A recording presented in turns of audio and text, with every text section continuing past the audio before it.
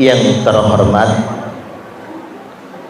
Kepala Desa Sidomekar, yakni Bapak Sukaryanto, ya Pak?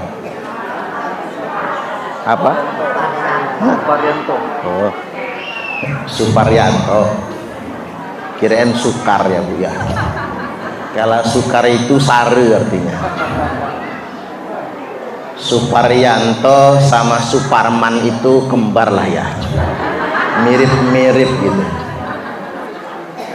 Beserta Ibu Ketua Tim Penggerak PKK Desa Sidomekar, Bu Kades yang mana? Oh, Ibu ya, cantik Pak. Rupanya calak Pak Kades ya. Jangan-jangan dipelet ya Bu ya.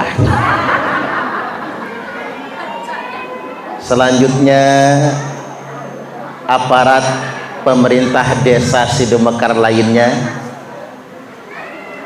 termasuk Bapak Kepala Dusun Tanjung Baru ya.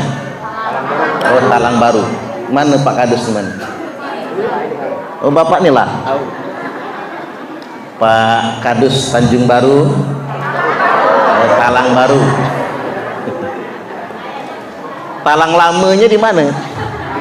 Oh, ada ya? Oh, ada talang. Kalau ada talang baru pasti ada talang lama. Selanjutnya para kiai, para asatidz, tokoh agama, tokoh masyarakat yang tidak dapat saya sebutkan satu persatunya.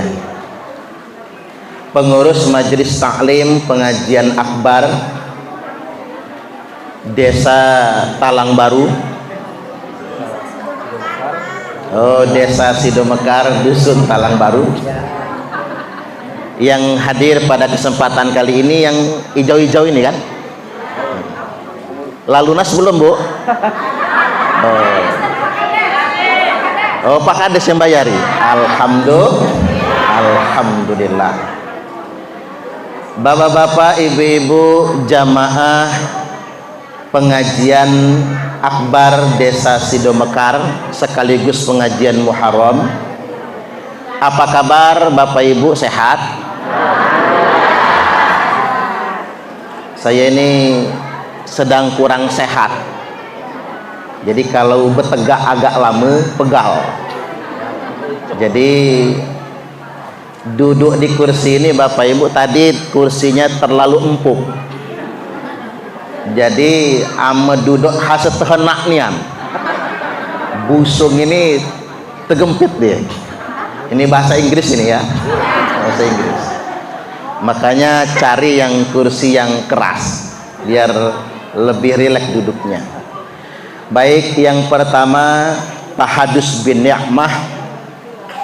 Tadi anak-anak kita sudah mendapatkan santunan dari Bupati Lampung Selatan Bapak Haji Nanang Ermanto. Juga Tahadus bin Ni'mah kemarin pesantren kita juga dibantu bikin aula. Jadi dari babatan ini ada yang masuk pesantren kita, anak kita itu kemarin kita acara di aula itu. Walaupun aulanya sederhana, itu adalah bantuan Bupati Lampung Selatan. Tepuk tangan dulu. Bantuan Pak Haji Nanang Ermanto. Itulah orang biasa, bukan sarjana, ijazahnya cuman SMA, tapi bisa menjadi bupati. Yang doktor, yang profesor belum tentu. Juga pejabat itu nggak harus pinter-pinter amat, yang penting jujur. Iya Pak ya? Kalau terlalu pintar, ame calak ige, galak budikan, budinya dihi. Sekan halat calak ige. Biasa-biasa saja, yang penting jujur. Makanya kita doakan Pak Haji Nanang Ermanto terpilih kembali menjadi Bupati Lampung Selatan. Amin, amin ya rabbal alamin. Sekaligus juga pada kesempatan kali ini perkenalkan, saya ini Suparman Abdul Karim. Ame kebabatan depan tuh lah agak leman. Cuman kalau ke Sido Mekar ini baru sekali ini. Asmane Suparman Abdul Karim, namun senes tiang Jawi. Bapak saya Komering. Komering itu Lampung. Jadi cuman nggak bisa disebut Lampung karena di Sumatera Selatan. Bapak saya Komering tapi bahasanya Lampung, dialeknya Api. Ibu saya Ogan Saung Nage. Saung Nage itu dikatakan calak dek dengulukan alam, dikatakan bange dek kena kendak uhang. Nak kendaknya dewe masih lemak jeme kedatun. Pak Kadus kan jeme kedatun. Jeme kedatun ini mantap-mantap, termasuk Kepala Biro Kesra kita Dr. Kiai Haji Firmansah MA, itu asli Kedatun, itu keluarga bapak ibu. Jadi ponaanku jadi dengan ponaan dia, jadi masih keluarga. Jadi pejabat, sekolahnya doktor S3, kiai, penceramah, paket lengkap itu. Aku malah berharap kedepannya jadi bupati dia itu. Amin, amin ya rabbal alamin. Alhamdulillah di desa Sido Mekar ini kita sudah mengalami akulturasi budaya. Lampung memang pribumi, dan kita yang Jemugan, tiang Jawi, Jaseng, Sunda, kita walaupun sebagai suku pendatang, tapi kita juga adalah warga Lampung. Di mana bumi dipijak, di situ langit dijunjung. Lain lubuk, lain ikannya, lain ladang, lain belalang. Makanya kita harus pandai-pandai menyesuaikan. Dan inilah kayanya bumi Lampung, karena bumi Lampung ini adalah bumi yang kaya dengan berbagai macam suku dan budaya.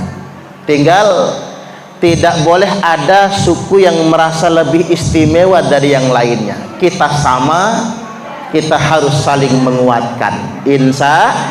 Insya Allah. Makanya budaya itu kaya. Jadi ada cerita Jemugan belanja ke Kalangan, pacak Kalangan bu, pasar, yang dagang teteh-teteh orang Sunda. Uji bapak-bapak Jemugan ini teh berapa harga jering nih, jehing nih? 5.000 semangkok. Ini yang dibungkus nih sarwak keneh, jehing hebus tuh bu, sarwak keneh. Sarwak nih berapa? 5.000 juga. Ya sudah, ini jehing semangkok 5.000, ini sarwak nih 5.000 boleh bungkus 10.000 kan. Dami balik ke rumah, bini bertanya, "Dam, kamu beli ini yang dibungkus nih sarwak, ada jehing kok sarwak sama harganya tuh." Dami dibuka nih bini, "Oi kamu," kata dia, "sarwak tuh jehing jengkol lah sama." Baru paham Jemugan nih pak, ame sarwak tuh sama, gegoh gawoh, nggak ada bedanya. Nah, ini penting kan, namanya akulturasi budaya.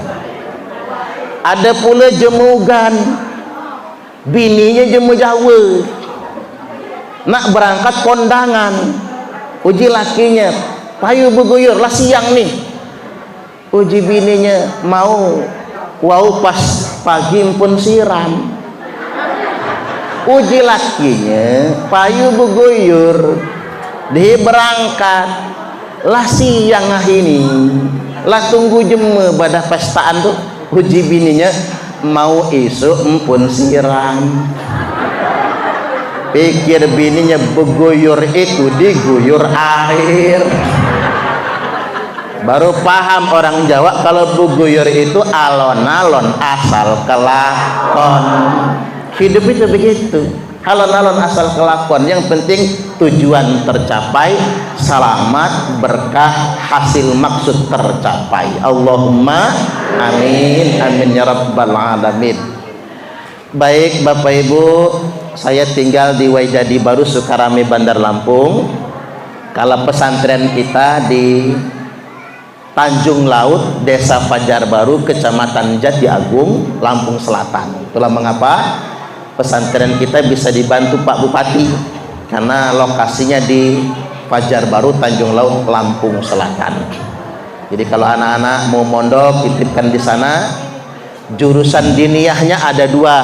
Pertama, hifzul Quran, atau kita biasa nyebutnya tahfizul Quran, ngapal Quran, muttasil, bersanad, nyambung. Sanad kita di Indonesia dari Tebuireng, Jombang, dan sanadnya bersambung sampai Rasulullah Sallallahu Alaihi Wasallam.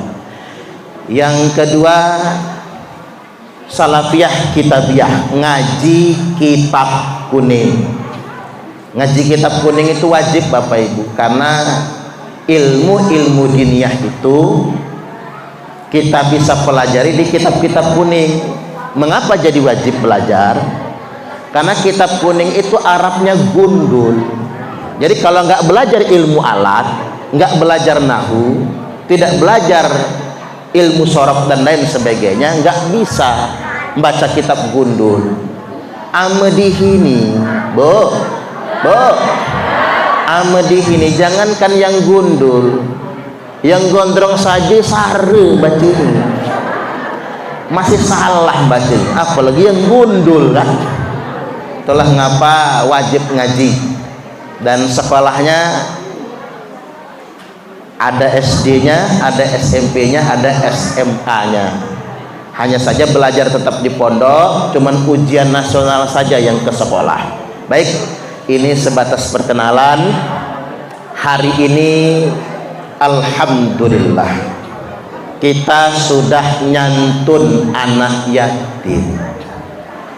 Berbicara tentang nyantun anak yatim, saya jadi teringat dengan sebuah kisah. Diriwayatkan bahwasanya kharajan Nabi sallallahu alaihi wasallam yaumal Id li ajli salatil Id. Dulu pernah Nabi keluar dari rumah dalam rangka Idul Fitri. Nabi melihat anak-anak sedang bermain, behusek, tasik dolanan. Kemudian Nabi melihat di tengah-tengah anak-anak yang sedang bermain, ada satu anak yang nangis. Ayyuhas sabi ma yubkika. Nabi bertanya, nak, ame bahasa dihi, ngapa ngan nangis? Bu, ame jemugan nyebut budak kecatungan. Kalau gua jemetua kamu. Makanya tiang Jawi jangan tersinggung, Pak. Pak, kamu nak kemana? Kalau orang Ogan, kamu itu saking sopannya. Tapi harus bahasa Ogan. Kalau bahasa kasarnya bukan kamu, ngan. Uji Nabi ngapa ngan nangis? Pacak pula Nabi bahasa Ogan ya. Ngapa ngan nangis? Uji budak kecil ini, ayyuhar rajul. Oi, bapak laki-laki. Nggak paham dia kalau ini Nabi.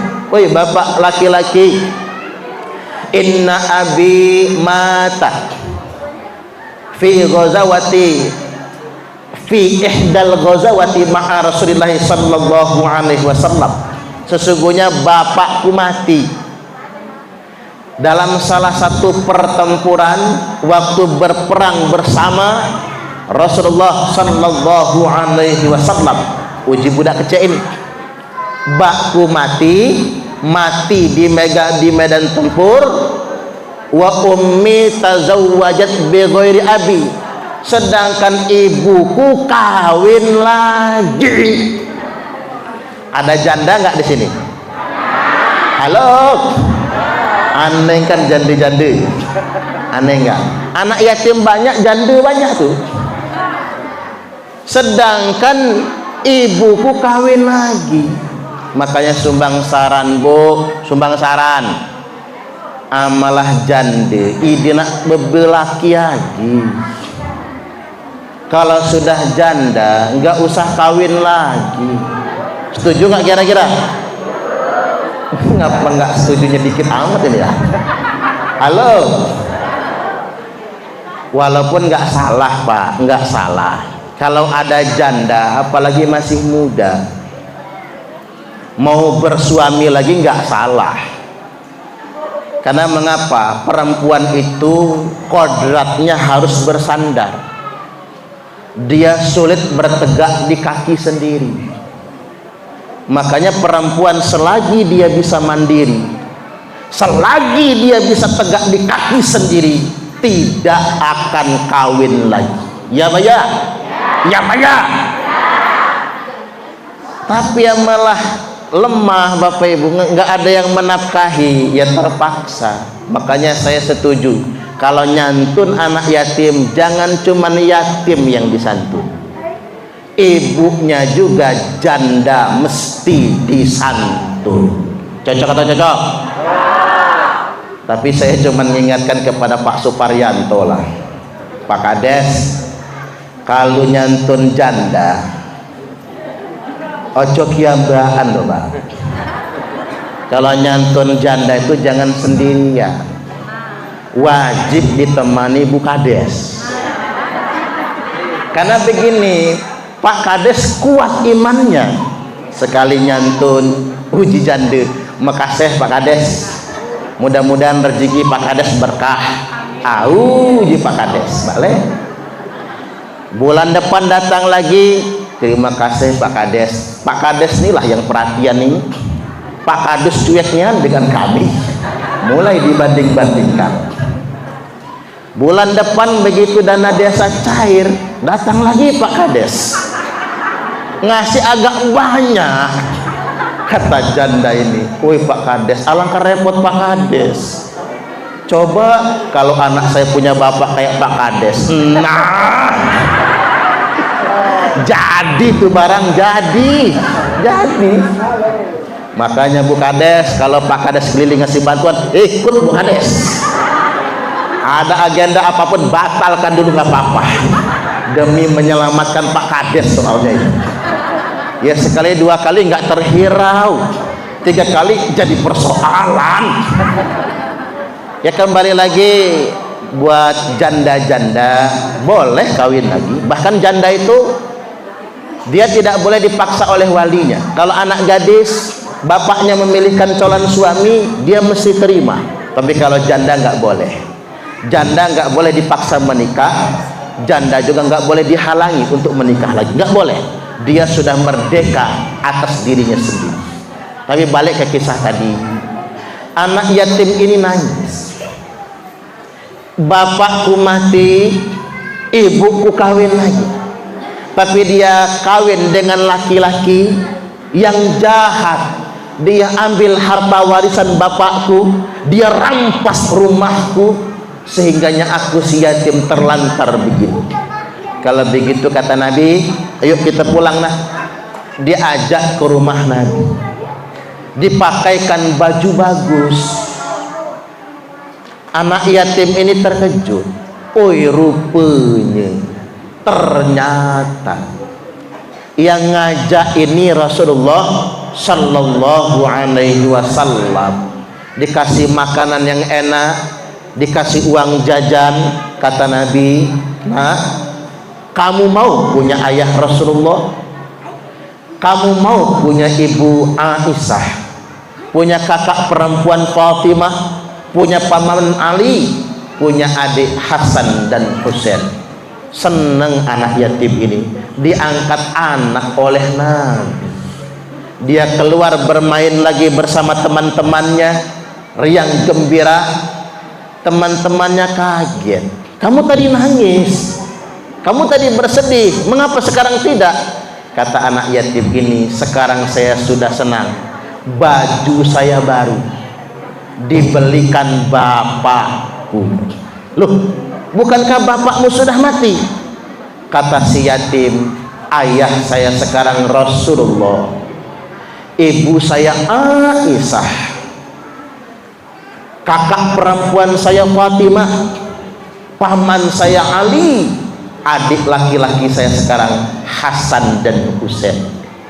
Kata teman-teman si yatim, coba bapak kami mati juga ya, biar kami punya ayah Rasulullah. Makanya Bapak Ibu, dihisahin kita hari ini nyantun anak yatim bukan karena berapa isi amplopnya, bukan, tapi kita hendak menghadirkan kegembiraan di hati anak yatim. Anak yatim itu nggak pinter ngomong, masih anak-anak, cuman di batin Bapak Ibu, kata-kata batin anak yatim. Oi, mbak pula mati, tapi masih banyak yang sayang dengan kamu. Boleh saya nggak punya bapak, tapi Pak Kades masih sayang. Boleh kami nggak punya bapak, tapi Pak Bupati masih sayang. Boleh kami nggak punya bapak, tapi masih banyak orang yang sayang dengan kami. Mudah-mudahan anak yatim ini Bapak Ibu sukses, sekolahnya lancar sampai jadi sarjana semua.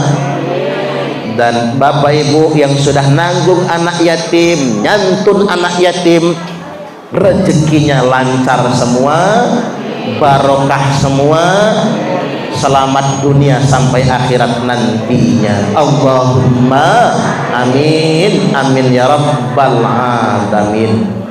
Hadirin wal hadirat Bapak Ibu rahimakumullah, pada kesempatan kali ini kita ini sudah hadir di zaman yang sudah tua, di tahun 1446 Hijriah.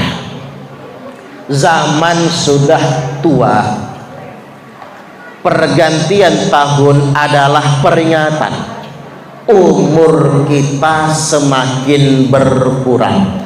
Iya Baya, wayang kusu kulla yaumin min umrika, tiap hari umurmu berkurang.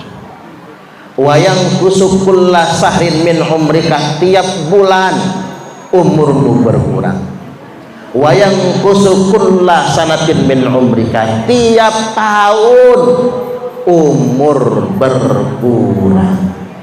Makanya momentum pergantian tahun ini peringatan umur kita semakin berkurang, makin dekat dengan ajal. Nafasul qulba khuta'u minal ajali. Kata Imam Ali karramallahu wajhah, nafasku yang bolak-balik ini adalah langkah-langkah ajal. Makin banyak kita narik nafas, makin dekat dengan ajal. Makin banyak kita menghembuskan nafas, makin dekat dengan kematian. Makanya ibu-ibu, kalau nggak pengen cepat mati, kurangi bernafas. Ngirit bu, ngirit. Kamu pacak seminggu sekali kan libur, khusus hari Minggu mati gancang kayaknya. Artinya Bapak Ibu nggak bisa mau tidak mau, step by step kata orang sekarang. Kita ini melangkah menuju ajal kita. Kematian itu pasti, itu yang wajib kita sadari. Makanya mati ada alamat. Apa alamat mati? Mata mendongak ke atas. Makanya ibu-ibu ini kalau matanya lagi pucuk, dia kelam lagi mati. Melihat arah datangnya malaikat Israil.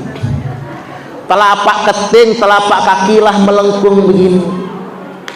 Coba ini ilmu Bapak Ibu, kalau telapak kakilah melengkung, kapus hari melengkung ini ya. Kalau telapak kakilah melengkung, itu paling lama umurnya 3 hari mati. Coba periksa telapak keting masing-masing.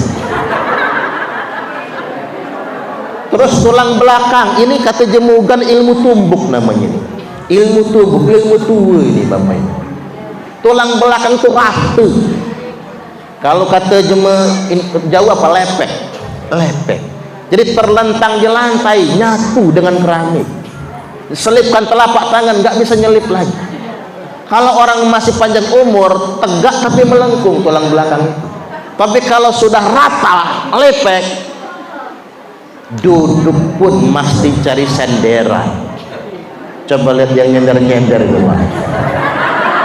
Ibu-ibu yang nyandah tuh, kalau dia kelam lagi, 3 hari mati, macam-macam. Nah itu Bapak Ibu, alamat mati.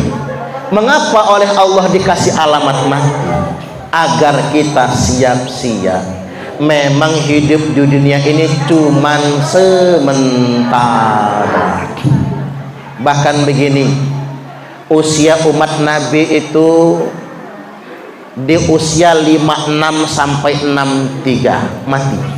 Angka kematian tertinggi 56 sampai 63. Ada yang 56 ke atas? Sudah ada? Bapak-bapak, nah dia kelama gitu Pak. Dia kelama gitu. Cuman kalau 63 lewat itu tanda panjang umur.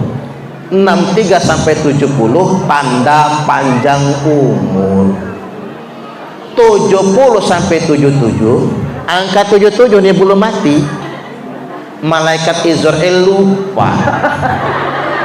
Kelupaan dia, pantas dia mati-mati lah umur 77 tahun. Makanya kalau lewat 77, 80 belum mati, 90 belum mati, lanak 100 sudah terbaring sakit, berak kencing di celana, pakai popok, bonyok punggung karena nggak bisa lagi bangun dari tempat tidur, terpaksa diyasinkan.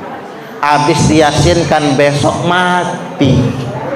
Jadi kalau ada orang lansia diyasinkan Bapak Ibu, itu bukan mendoakan biar cepat mati, tapi maksudnya mengingatkan malaikat Israel.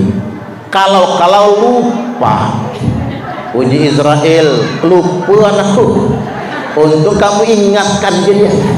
Jadi mengingatkan saja. Ini besok datang ini. Oh maksudnya mungkin begini, kalau bapak-bapak lapar bisa sambil makan tuh Pak. Kalau kelaparan ya saya minum dulu. Ibu-ibu lah dapat besek sudah. Oh pantasan adem tenang ya Bu ya.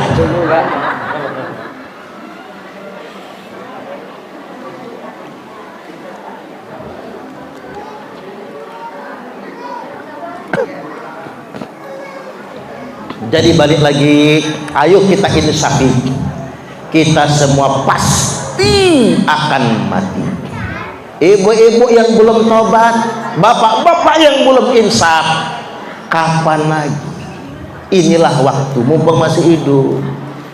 Kalaulah tua belum tobat, itu namanya sayur nangka bumbu kemiri, tua bangka nggak tahu diri, alias tua-tua keladi, makin tua makin jadi. Lawat tua malu kan anak cucu Mbak, malu anak cucu. Cepat tobat, berangkat ke masjid, jaga sholat Jumat. Karena mengapa?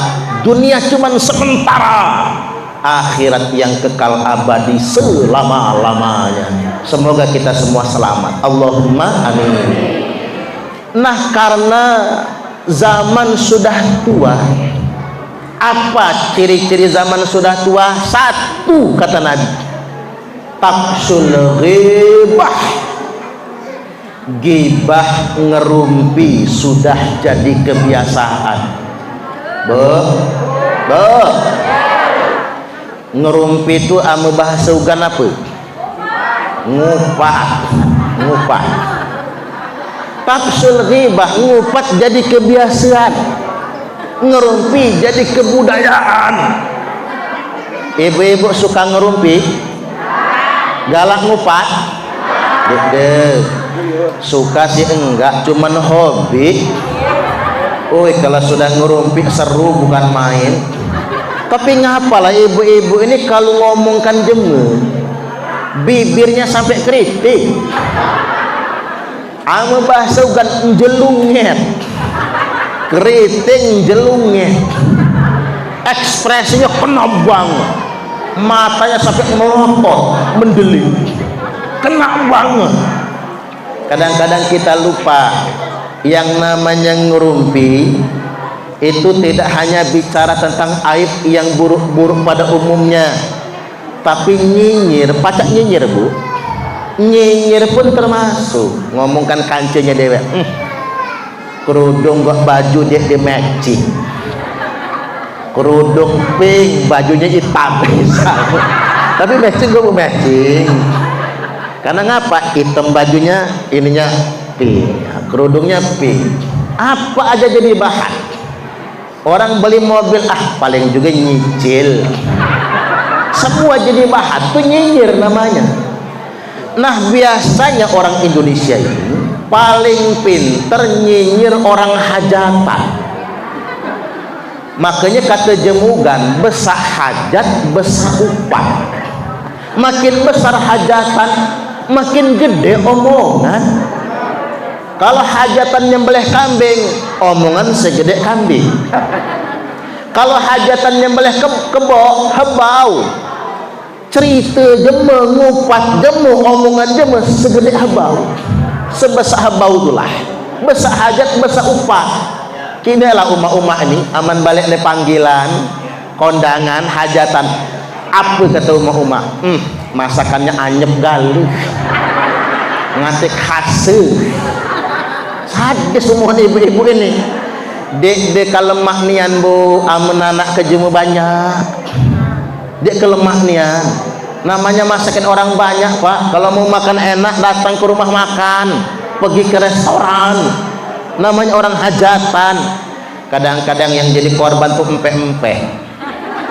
Kondangan tempat Pak Kades. Apa kata ibu-ibu?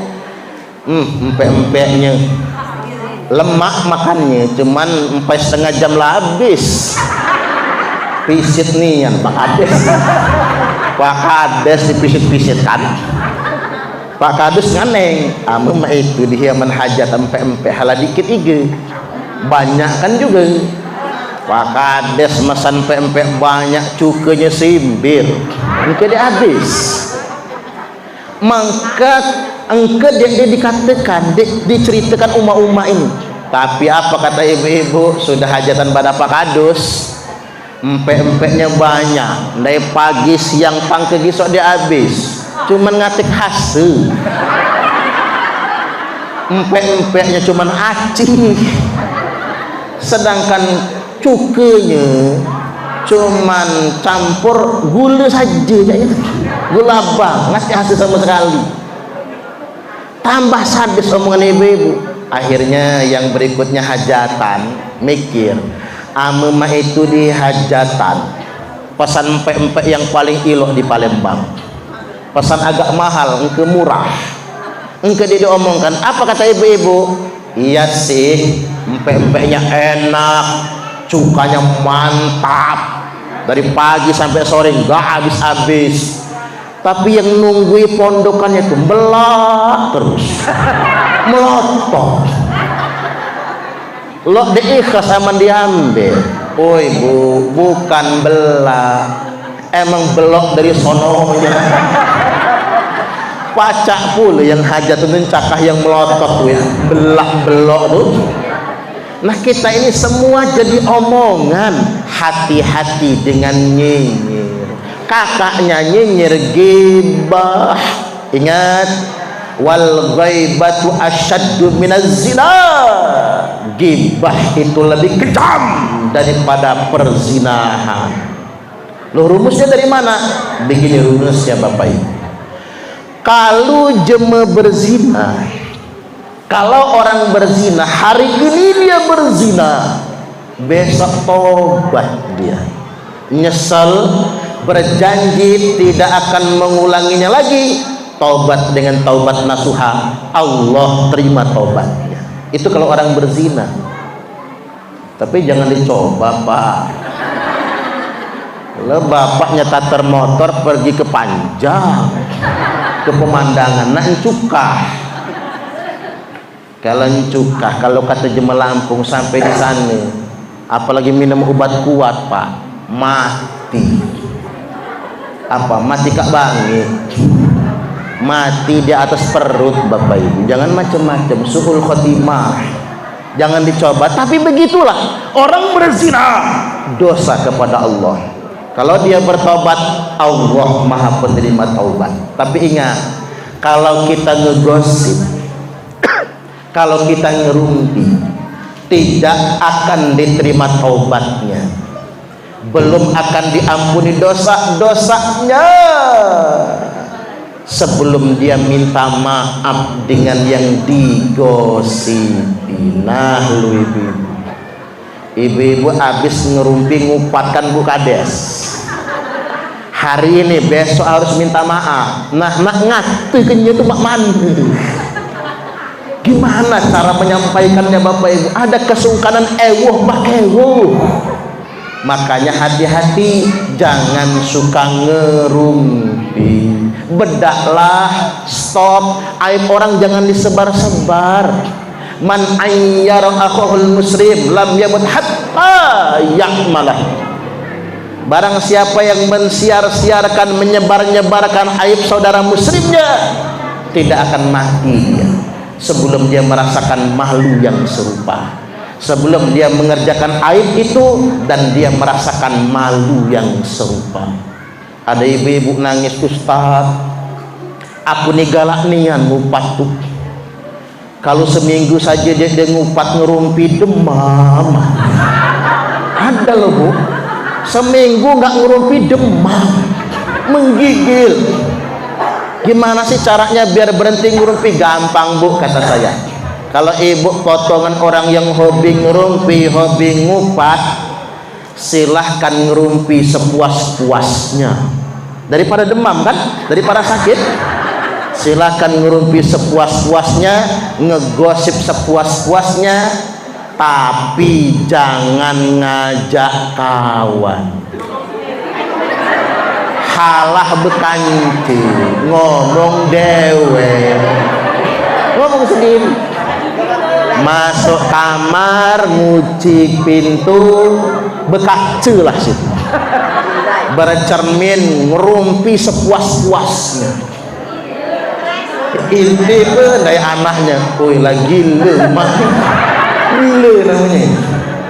Ame dek tahan nian Bapak Ibu. Jadi kalau betul-betul nggak tahan, ngerumpi boleh, asal sendirian. Jangan bekance alias suhangan, gila. Masyarul hadirin wal hadirat rahimakumullah, hindari sekali gibah, karena itu dosanya sungguh luar biasa. Kita harus minta maaf dengan sesama. Satu, dua, ciri zaman sudah tua ini, wa ata'ar rajul imra'atah, banyak fenomena suami manut istri, suami takut istri, ikatan suami takut istri, alias sosis suami sian istri. Zaman sekarang ada suami takut istri? Ada? Yang mana Bu? Kalau ada di sini suami takut istri, pampang si boleh, rambut cepak, jidatnya jenong, alis mata tebal, matanya belok, lubang hidungnya mekar, kumisnya tebal, bibirnya gedoer, giginya gede-gede, badannya kedot, tapi dipelototin bini mengkerut. Ini suami takut istri, main dibentak bininya mengkerap. Bu, ibu-ibu kalau suami takut istri seneng bu? Senang bu? Ya kalau agam nggak boleh bu. Perempuan nggak boleh melangkahi suami. Kalau perempuan melangkahi suami, kalau perempuan durhaka dengan suami, sholat nggak dihitung. Sholat nggak dihitung. Walaupun sholatnya 5 waktu tertib, walaupun kerudungnya nyengser di tanah saking panjang, nyapu tengah halaman bu, nggak pakai sapu, pakai kerudung itu saking panjang. Tahajud tiap malam, pengajian berangkat terus, baju seragam pengajian kan ganti-ganti, sahini hijau, besok pink, besoknya lagi hitam misalnya. Kemudian berangkat pengajian tiap hari, khatam Quran seminggu sekali, naik haji 10 tahun sekali, umroh seminggu 5 kali, rumahnya di Mekah umpama ini. Tapi penyakitnya cuma satu, melawan laki, maka pasti masuk neraka. Makanya jangan melawan dengan laki. Ibu-ibu tuh gampang nak masuk surga bu, nuhut kian, taat suami. Tapi kalau nak masuk neraka gampang bu, melawanlah dengan laki. Laki sedang tidur, cipakan palanya, sepak palanya bu, gratis masuk nerakanya. Nggak usah bayar kaplingan di dalam neraka itu, udah gratis, lancar. Lau amartu ahadan ayyasjuda li ahadin la amartul mar'ata an tasjuda li zawjiha. Seandainya boleh aku memerintahkan seseorang untuk sujud kepada sesama manusia, niscaya pasti aku perintahkan seorang istri sujud memberi penghormatan kepada suami. Makanya bu, mulailah dari yang sederhana bu, anehkan, ingatkan, hafalkan, amalkan, insya Allah. Yang sederhana bu, cium tangan laki. Kalau cium tangan suami, cium punggung, cium telapak tangan, balik ke punggung lagi.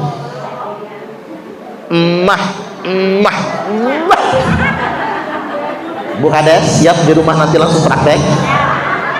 Jangan pakai jidat bu, cetok, jangan salah. Salim suami jangan pakai pipi, tapi pakai mulut. Yang afdal punggung, telapak, punggung. Kalau begitu cara cium tangan suami, sekali cium saja pahalanya persis dengan 70 kali cium Hajar Aswad.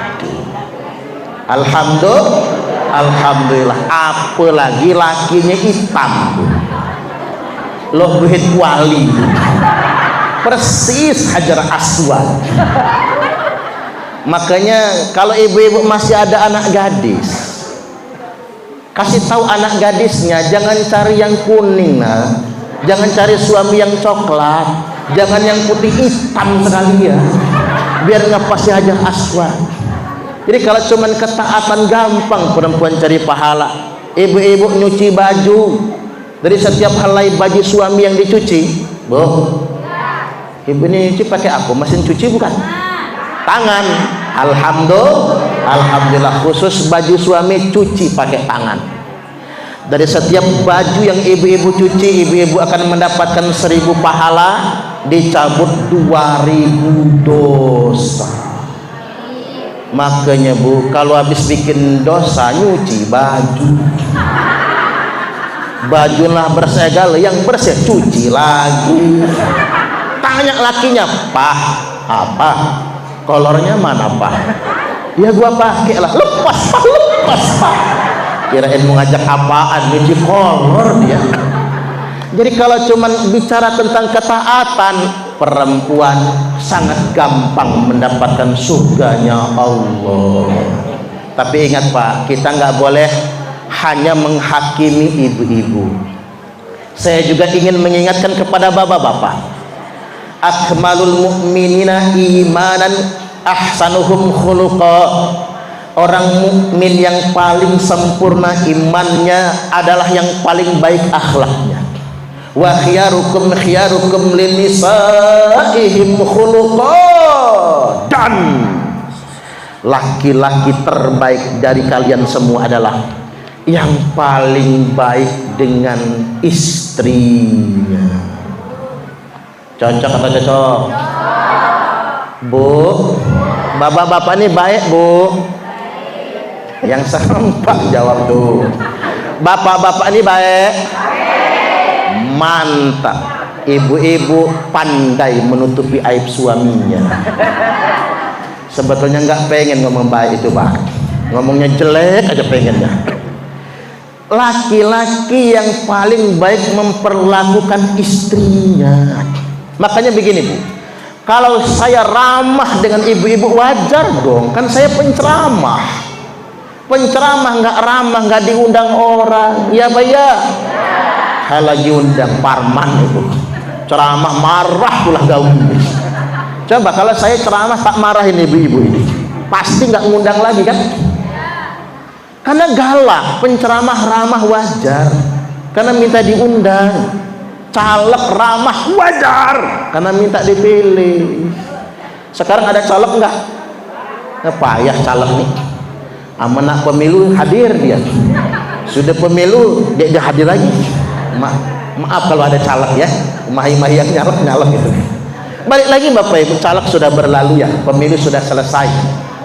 Kalau caleg ramah wajar minta dipilih, pedagang ramah wajar minta dibeli. Pedagang dek ramah nutuk dek kiri, dia menawar dia marah, pasti bangkrut dia. Pasti bangkrut.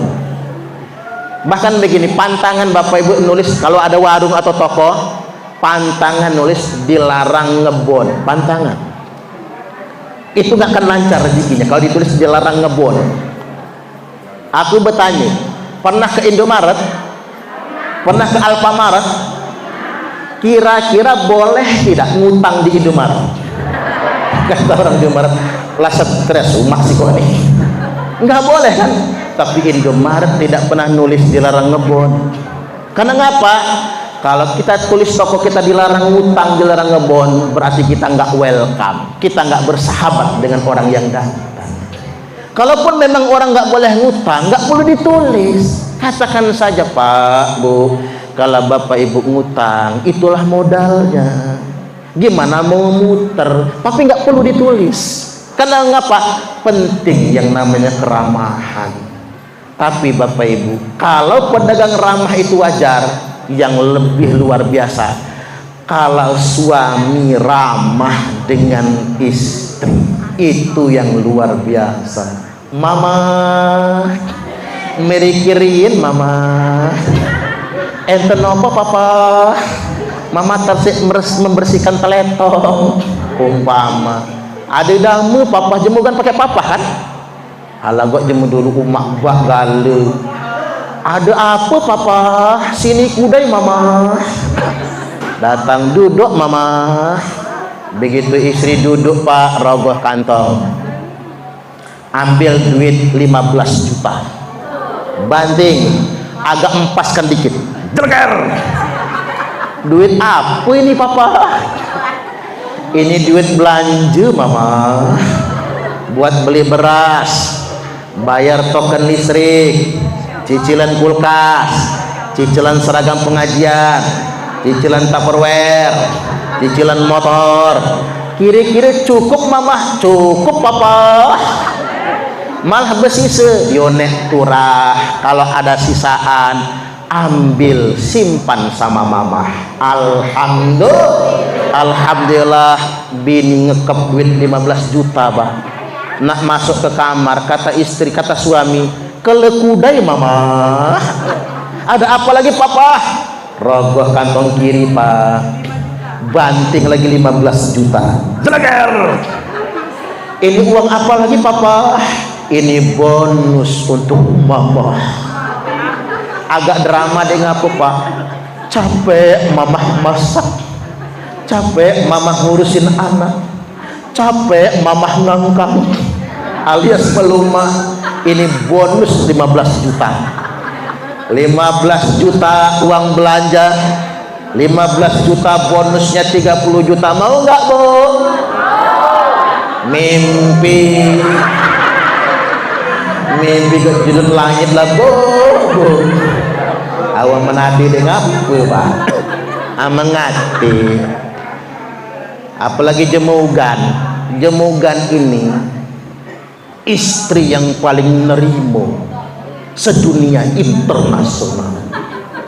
Jemugan tuh dikasih suami uang belanja 30 juta sebulan, katanya. Dienjoy 20 juta, dienjoy 5 juta, dienjoy 50.000, mau manalah cukup apa cuma 50.000, saking aunya itu tambah banyak aunya. Hadirin wal hadirat rahimakumullah wa atu'ar rajul imra'atah. Ciri zaman sudah tua ketika suami takut istri durhaka kepada suami. Mudah-mudahan ibu-ibu semua menjadi istri yang salihah dan Allah masukkan ke dalam surga. Allahumma amin amin ya rabbal alamin. Kemudian yang berikutnya, wa qarraba sadiqahu wa ba'da abah wa aqqa ummah. Anak-anak lebih hormat dengan teman daripada dengan bapak kandungnya sendiri, dan durhaka kepada ibunya. Inilah zaman sekarang, anak-anak lebih hormat dengan teman, lebih setia dengan kawan, tapi ngelunjak dengan bapaknya dan durhaka dengan ibunya. Nah, ini penting, ingin kita garis bawahi. Ridallah fi ridal walidain. Ridhonya Allah ada pada ridho kedua orang tua.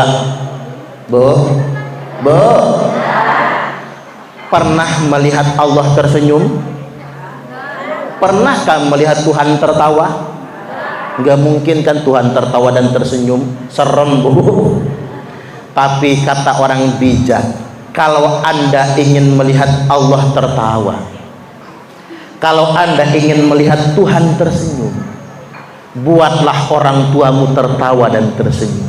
Maka sama saja engkau sudah membuat Allah tertawa dan tersenyum. Karena ridallah fi ridal walidain, ridhonya Allah tergantung ridho kedua orang tua. Kita ini dihadapkan dengan zaman di mana banyak anak yang durhaka dengan orang tua. Halo, lanjut dek, tanggung ya. Aku nak minum kuda.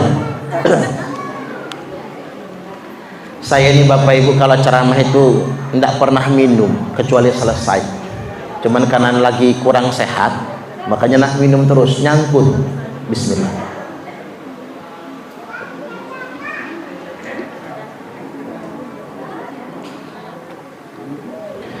Saya ingin cerita Bapak Ibu. Ada cerita Alqamah, sering dengarnya kan? Alqamah ini mau mati tapi nggak mati-mati. Oh, makasih Wak. Wak itu ada tai lalat ya. Tai lalat itu ciri Imam Mahdi nanti kalau turun lahir. Ciri Imam Mahdi itu ada tai lalat di pipinya. Oh. Jadi jangan-jangan Wak Imam Mahdi ya. Bukan ya Wak. Ini tai lalat itu jangan dibuang Bu.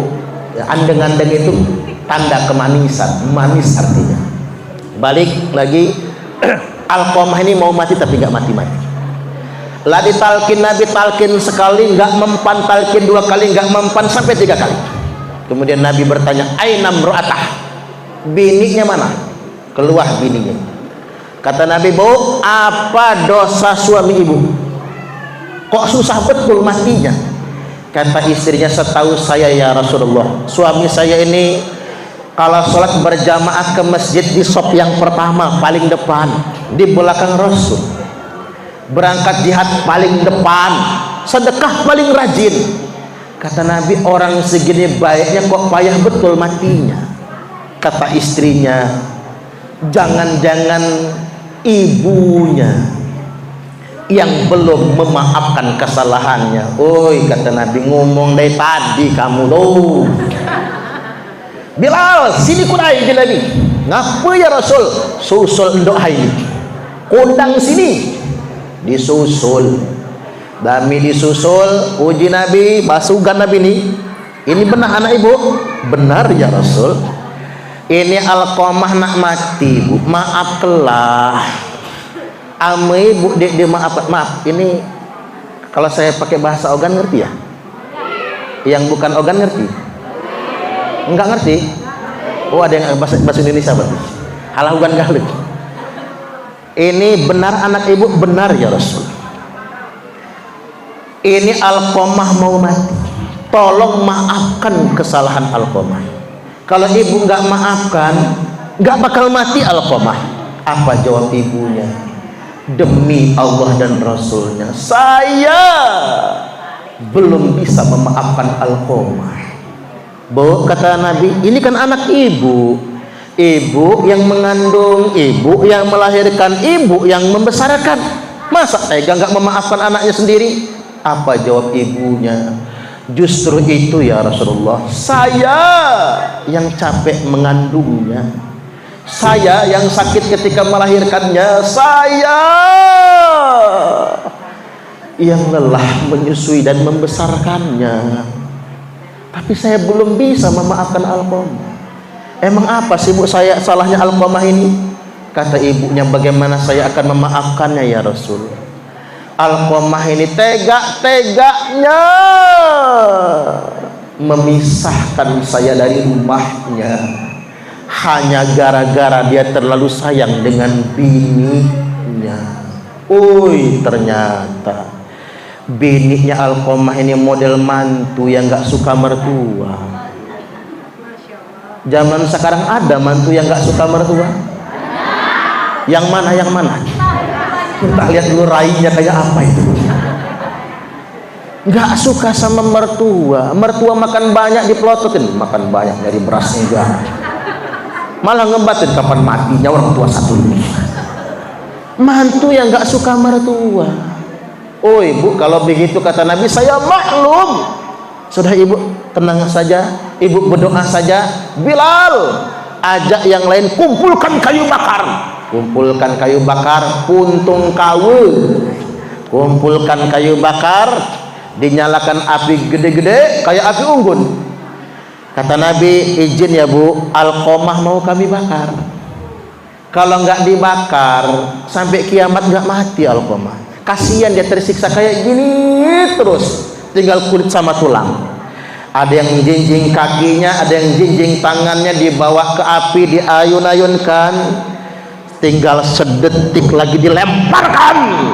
Sang ibu teriak nyembulung, ya Rasulullah, jangan bakar anak saya, jangan sakiti anak saya. Dirampas tubuhnya anaknya, jatuh Alqamah ke tanah, berguguran air mata sang ummah, berguguran air mata sang bunda menetes di mukanya Alqamah. Begitu air mata itu sampai, Alqamah langsung mengucapkan dua kalimat syahadat, wafat husnul khatimah.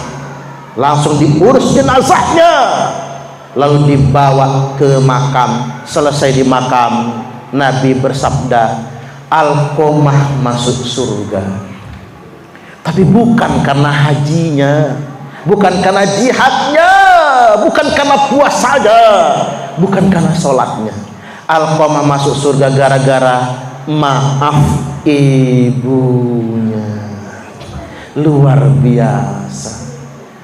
Makanya tidak ada yang bisa menandingi kasih ibu. Kata orang, gunung itu tinggi, tapi setinggi-tingginya gunung tetap ada puncaknya.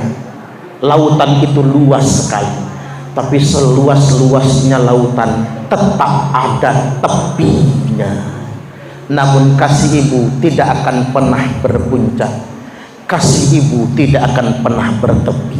Kasih ibu kepada beta tak terhingga sepanjang masa, hanya memberi tak harap kembali, bagai sang surya menyinari dunia. Woi, luar biasa Pak, mengkilagu budak kecil itu Bapak Ibu. Cuman kalau diresapi, iya juga ya, satu-satunya manusia yang hanya memberi dan tak pernah harap kembali. Itulah umat, itulah umat. Ibu-ibu nih Pak, makanya sayangi ibu-ibu ini Pak, karena ibu dari anak-anak kita. Satu-satunya manusia yang hanya memberi dan tak harap kembali itu seorang ibu. Ibu tuh dinjok bahapa saja nerima. Umah dikasih 5 juta banyak nian, dikasih 20 juta gemetah umah, alah kebanyaknya. Dikasih 500.000 banyak nian, dikasih 100.000 banyak nian. Umah cuma sama bini dinjok 20 juta kurang, apalagi 500.000 belak matinya Pak. Damu nak dipajoh nih. Ini luar biasa Bapak Ibu. Makanya ketulusan seorang ibu sungguh luar biasa. Cuman hari ini kita tidak hanya membela ibu, kita bela juga bapak-bapak nih. Ini bapak-bapak nih kurus sekali. Cuman beliau yang dua nih lah yang bungok-bungok nih aku kan. Bapak-bapak kurus galak bungok ibu. Cuman banyak pikiran. Karena mengapa?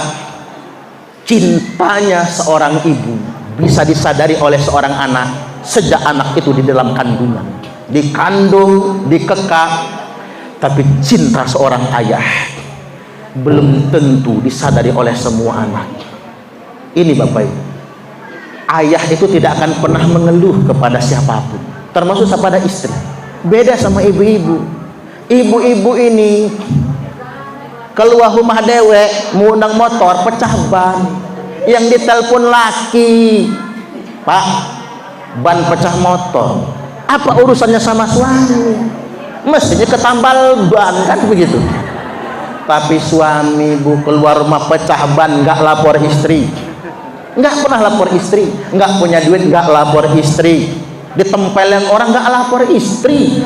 Apapun masalah suami di luar, dia tidak pernah lapor istrinya. Bukan karena nggak ada masalah, karena saking tegangnya seorang suami dan dia tidak mau membebani istrinya. Benar kalau kata orang, demi mencari rezeki suami sanggup bertarung dengan ribuan madu, demi saya sanggup bertarung dengan ribuan tawon demi membawa sebotol madu.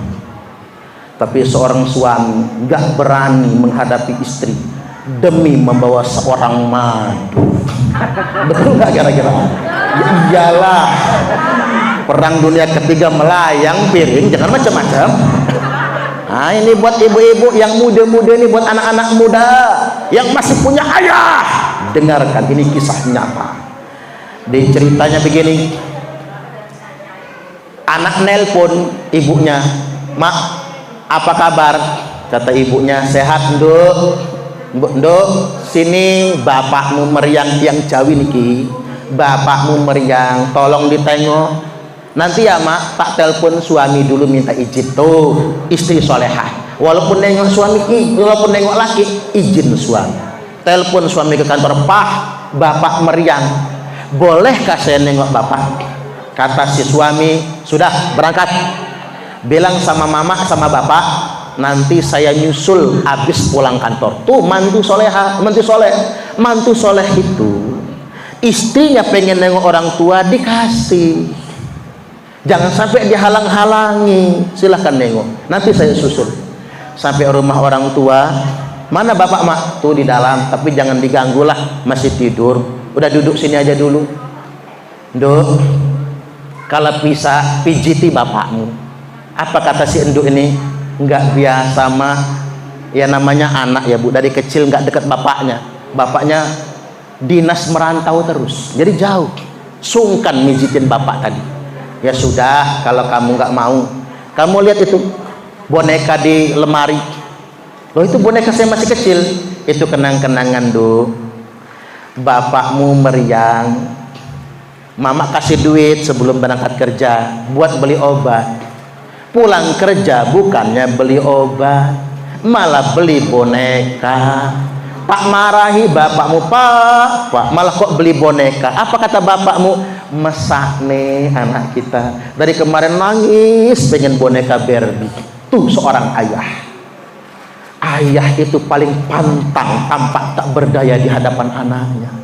Coba bapak-bapak nih, sama anak minta handphone, Pak, nggak kebeli handphone 2 juta itu, tahan ngutang sama rentenir di Babatan kalau ada ya, tahan ngutang. Biarkan dia yang digentak rentenir demi anak punya HP. Dia lemah ama dia anak dia nyamu kok jemu. Nggak sama seperti orang pada umumnya. Peras keringat banting tulang, itulah seorang ayah. Do anak bapak kamu lulus SMA, bapakmu pengen betul peluk cium kamu waktu kamu berangkat ke Jogja mau kuliah, tapi nggak jadi do, karena kamu sudah gadis, takut kamu sungkan. Tiap minggu mamah telepon kamu kan diari wartel zaman dulu kan. Iya mak, itu bapakmu yang rewel kalau belum telepon dulu anak gadis kita itu. Begitu kamu wisuda ya do, kamu dandan cantik, bapakmu pengen betul peluk cium kamu, tapi nggak jadi karena kamu sudah dewasa. Begitu kamu akad nikah ya do, habis akad nikah rame orang nyariin bapakmu, musung kemen mau foto ngilang. Mama cari di mana bapakmu, di kamar belakang. Begitu mama buka pintu belakang kamar belakang, bapakmu sedang sujud, nangis sejadi-jadinya. Terima kasih ya Allah, kami sudah berhasil menyelamatkan anak gadis kami sampai pernikahan. Oh nggak tahan bu, anak wedok langsung masuk kamar dia, Pak, tak pijitin ya Pak. Subhanallah, seandainya semua anak itu tahu bagaimana sebenarnya pengorbanan ayahnya, tidak akan pernah ada anak yang membangun jarak dengan ayahnya.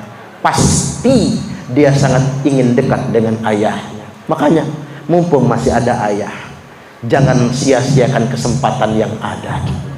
Karena memang ayah tidak pernah mengeluh kepada anaknya, bukan karena nggak ada apa-apa, tapi karena memang ayah dimanapun dan siapapun tidak ingin tampak lemah di hadapan anak-anaknya. Itulah seorang ayah. Maka dari itu ridallah fi ridal walidain, ridhonya Allah ada pada ridho kedua orang tua. Lanjut, dikit lagi tanggung, masih jam 11 lewat ya, masih pagi. Yang berikutnya Bapak Ibu, berhenti dulu nangisnya lah. Saya jadi ingat mbak saya yang muda. Berhenti dulu sedihnya ya.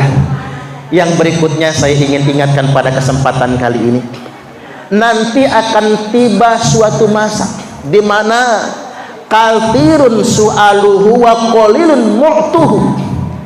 Zaman di mana banyak orang minta, banyak orang nadah, tapi sedikit yang ngasih. Ini zaman mana ini? Yang ngasih dikit, yang nadah banyak. Maksudnya apa? Nanti di akhir zaman banyak orang kaya tapi bermental miskin. Ya zaman sekarang ini Bapak Ibu, rumah gedong, lantainya sudah keramik, sudah pakai plafon, tapi masih nerima PKH. Tepuk tangan, beneran ini. Saya ini bukan nyindir, belak-belakan. Begini Bapak Ibu, kita kalau nggak tahu diri itu bebannya Pak Kades. Karena Pak Kades nggak bisa mutus. Nanti di demo kita yang harus sadar diri, kita yang harus sadar diri itu. Kalau bukan hak kita jangan diambil. Yang paling pusing itu Pak Kadus, cukaman bagi BLT, bagi bansos. Apa kata emak-emak? Sekilit Pak Kadus nih, keluarga dia dapat galuh, dihidup kebahagiaan. Woi panas Pak Kadus. Kata Bu Kadus, Pak berhenti aja jadi kadus, gaji nggak seberapa, omongan jemu setalang. Kata suami, nggak usah begitu mah, kita ikhlas, mudah-mudahan kita dapat pahala, tapi nanti saya lapor Pak Kades. Kalau pas bagi BLT, bagi bansos, keluarga kita hapus semua, kasih ke orang semua, njok gak jemegali. Begitu cair bansos, keluarga nggak dikasih, orang lain semua dikasih. Apa kata keluarga? Nggak ada guna punya keluarga jadi kadus. Dia teguh kajemu Pak Kadus. Jadi mundur salah, maju salah. Buah si malakama, dimakan mati bapak, tidak dimakan mati umat. Buah si malakama. Kita jadi pening sendiri. Kenapa? Karena masih banyak orang yang nadah ngarep bantuan. Pampang si boleh sosialita, HP Android, kemana-mana selfie. Begitu selfie bibirnya mencong. Kan caknya Bunda Azam tuh mencong pula. Caknya ya. Bunda Azam ini siapa namanya, Bu? Namanya Bu Yuni. Apa Bunda Azam gitu ya. Jadi mulut dimencong-mencongkan, selfie kemana-mana, kondangan selfie ibu-ibu nih, ke pasar selfie, pengajian selfie, ke laut selfie. Dibilang miskin marah, nggak dapat BLT ngamuk. Pak Kades yang di demo. Ini masalah mental miskin. Gaya cuma di kota mengantau kancingnya jeng hari ini arisan di rumah siapa jeng? Arisan di rumah jeng asote. Kita kadang-kadang nggak mawas diri. Banyak orang kaya tapi mentalnya miskin. Saya cuma ingin sebangsaran sama ibu-ibu.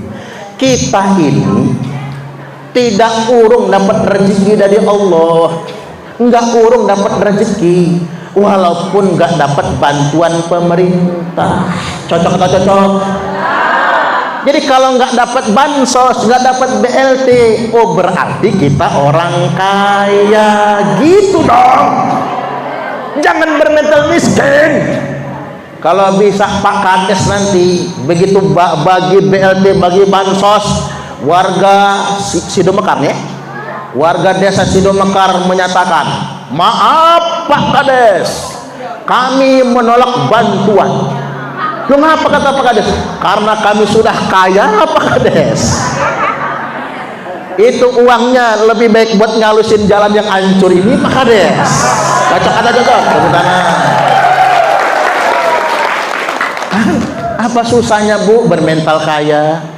Saya ingin katakan 70% lebih penerima BLT, penerima bansos, penerima PKH, begitu dapat bantuan dari pemerintah bukan untuk beli beras, malah ganti HP dia. Ini fakta loh. Ganti HP, beli TV. Artinya untuk kebutuhan yang tersier atau sekunder, bukan untuk yang primer. Ini harus betul-betul kita garis bawah. Saya ingin sampaikan pengalaman lah, biar cerita ini penting, Bapak.